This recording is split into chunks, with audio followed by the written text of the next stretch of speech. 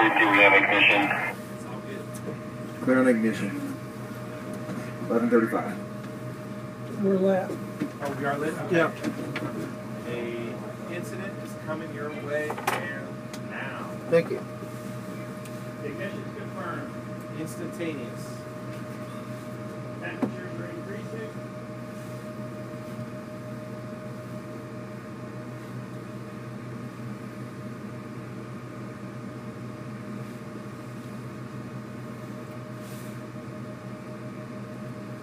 Degrees at the ceiling. Okay. I got enough.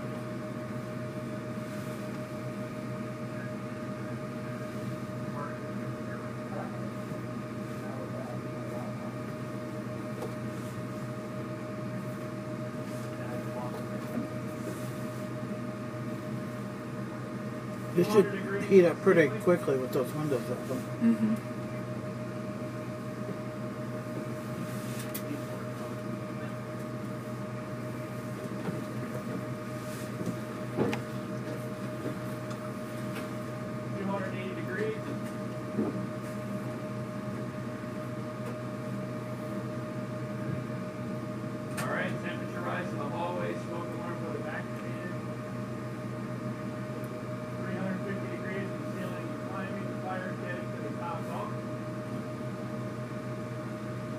What if they have a camera in there? Yeah, I think they do.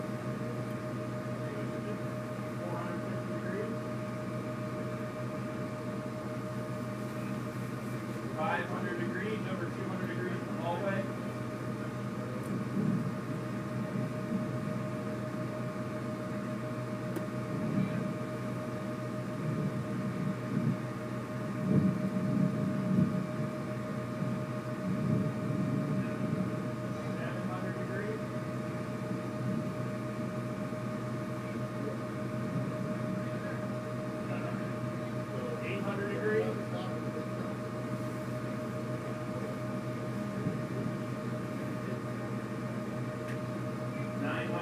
Ceiling, 400 degrees in the hallway, 15, 16 at the flashover.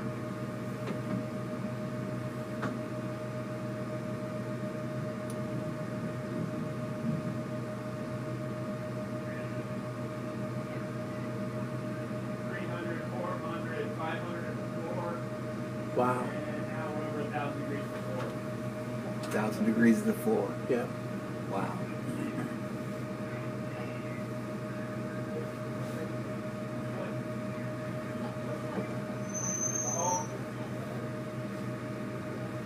We've got a 6 gallonage nozzle, a combination nozzle, supposed to be pumping for 125 ppm. Going to go in through the window on Dan's call.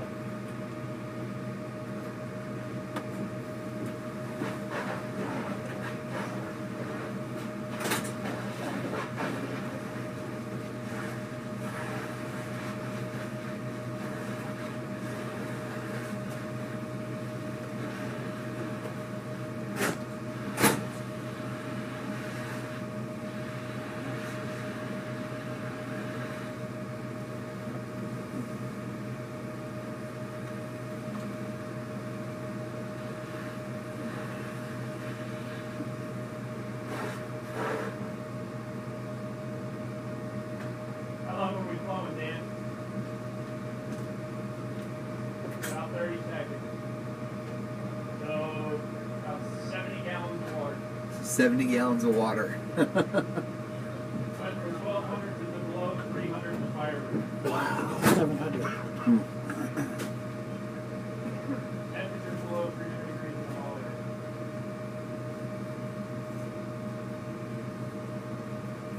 Okay, probably the air will burn a little bit.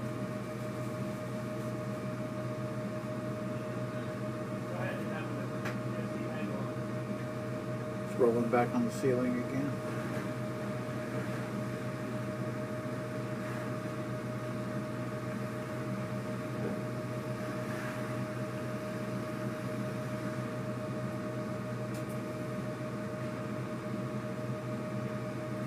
you've got fuel that's directly inside the window, like this chair is. And actually, this is part of our next study, is to understand where the water goes. In many cases, you see fire coming out of an opening, and you want to put water directly into an opening. However, if you really want to wet all the surfaces in that room, you want to get a really steep angle, because the forward momentum of that water, when it hits the ceiling, it wants to push all forward. So the steeper angle you can get, you actually turn on the sprinkler head, you actually wet every surface in the room at that steeper angle. Same thing happens going through a doorway.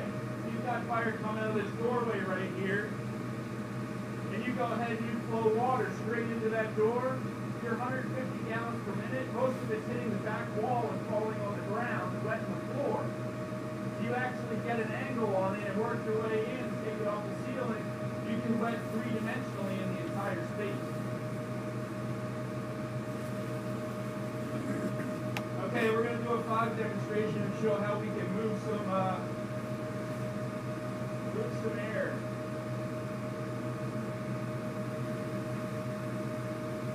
Now you'll notice the difference.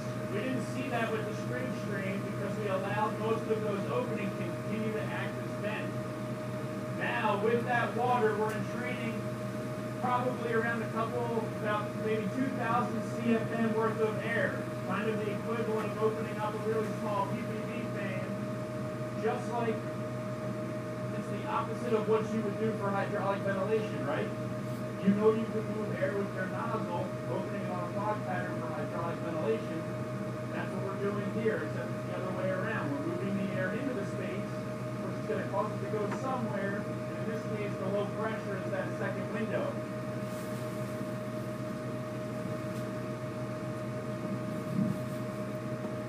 Now, when we get back to the classroom, what we're going to be able to do is Robin's going to take all the data from that room plus everything that's on the other side of it, and we'll just throw it up on the screen and see what it looks like.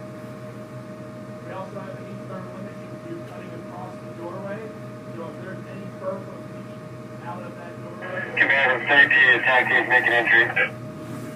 Attack team making entry. 11:43.